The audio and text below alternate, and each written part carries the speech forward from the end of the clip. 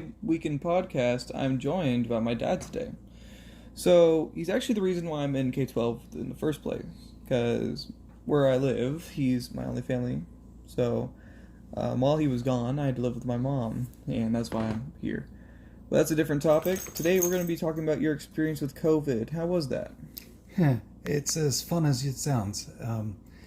The initial COVID experience, it is, like they say, a bad flu and lasted about 4 or 5 days of bad headaches and just feeling awful. But as that was ending, I was okay-ish for a day, but then I suddenly couldn't breathe. I went to the hospital, and they checked me in and started me on oxygen, and I ended up staying for quite some time. So I have the common question, because I've never been in the hospital, but how was the hospital food? Was it better since you said you had COVID and that's so severe? Did you have better food or was it still bad? So with COVID, a lot of people lose their sense of smell and taste, and I didn't lose mine too much, just a little bit. And I gotta say, the hospital food, it wasn't great. It wasn't fine dining, but it wasn't bad. I think I had one meal that I thought was bad, but the rest of it was pretty good. So how long were you in there? I know, but the listener doesn't. I was in the hospital for 107 days. I got out the week before Thanksgiving, just in time to spend Thanksgiving with the family, which was wonderful. Those 107 days were not very fun. That I had strong anxiety and couldn't watch most of the TV. Even things like TikTok were too stressful. I spent about a third of that time in ICU, which is intensive care unit, so lots of doctor attention given to me during that time. Extremely weak. I couldn't stand after about a week being in the hospital. I couldn't stand anymore, so I was completely stuck in the bed, and that's it definitely has its downsides. I learned a lot of things about personal privacy disappearing when you're in the hospital. The hospital gown is more decoration than anything else. That like I said, personal privacy is gone. So with being in a bed for 107 days, that kind of sounds like me, but for being in a bed for 107 days, you assume you had physical therapy. How'd that go? Yeah, so being in the bed for that long, my muscles in my legs and back and abs, they all had a bit of atrophy, and they kind of stopped working so well. And things like just standing was a big task. And so I had to go to physical therapy, which is like from the waist down, and occupational therapy, which is from the waist up. And I had to practice both of those things, the fine motor skills to get those back, as well as walking. I was thrilled when I was able to walk 45 steps, and not have to take a break. And it just takes so long to build those muscles back. They say that for every day that you spend in the bed not moving, it takes 3 days to recover. I've spent many days in the bed. How have I not had to do any PT? Well, because you actually get up. You still have to get up to eat, get up to go to the bathroom, get up to let the dog out. Those little trips make a huge difference. We can change that. Yeah. So did you do any yoga while in there? Not necessarily yoga, but I did do a lot of meditation. That part of the healing process is to let your mind work to heal, and keeping a good attitude. Keeping that positive attitude was actually pretty critical. The doctors and my family were keeping some secrets from me that they told me later about how critical my health was. The doctors were just telling me, "Oh, you look better today," and I got that every day, even if I was getting worse. And to find out later that I almost died 6 times, I was never aware of it.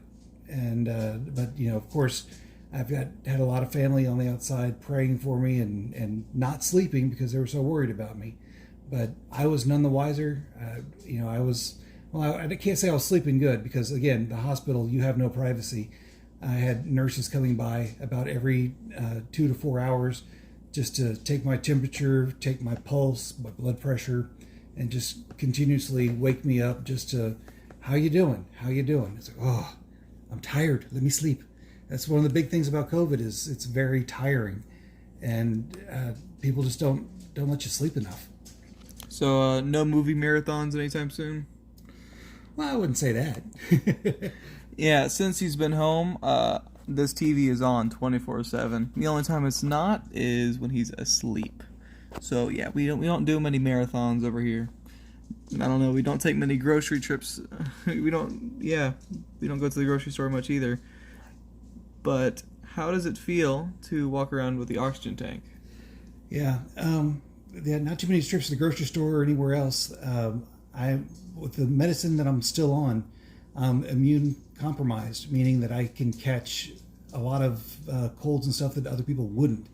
And the doctors have let me know that if I catch the wrong common cold, if it affects my lungs, I could die, that I would need a lung transplant or die.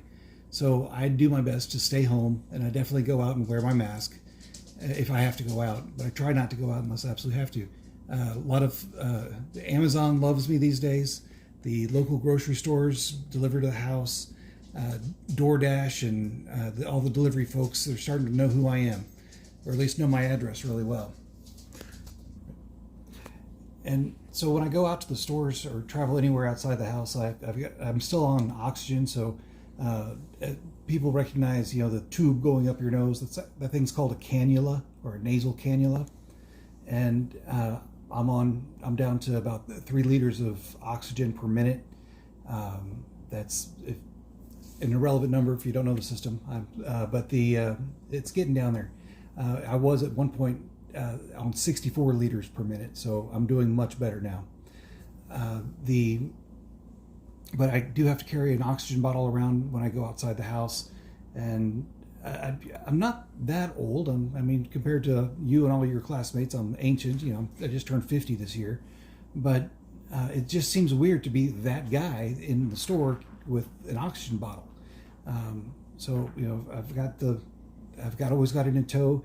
It's not exactly light, but it's on wheels, so that helps out a lot. And I bet a question that the listener's been wondering is, when will you get better? Because it doesn't sound like you're better now. When will you be tip-top shape? It's going to be a while.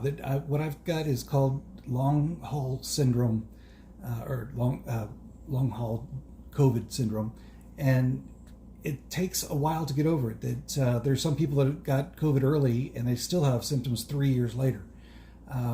My symptoms are bad enough that with the lethargy and other weaknesses, I do need Logan's assistance quite often to help around the house and just make things So with this long haulers syndrome, some people, like I said, they've gone on for 3 years. Some people just 1 year, which is still a long time to get over something. And some people never get better. So, the noise that you probably not have heard in the background is his oxygen converter. And I know he has some stuff to say about that one. Yeah. So I've got this big, heavy box on wheels. It's probably weighs close to 40, 50 pounds. And it takes the air in the room and pulls the oxygen out and pumps that into a hose that goes into my nasal cannula. And so in the house, I've got an endless bottle, basically. And it's been troublesome at times that, as power blinks, power surges, it gets turned off momentarily, and it has a nice loud beep when it goes off. But some people, with family, and somebody tripping over the power cord, and of course I have to gasp and make sure of it. But for a moment or two, it's no big deal. But if it stays off, it's a really big deal.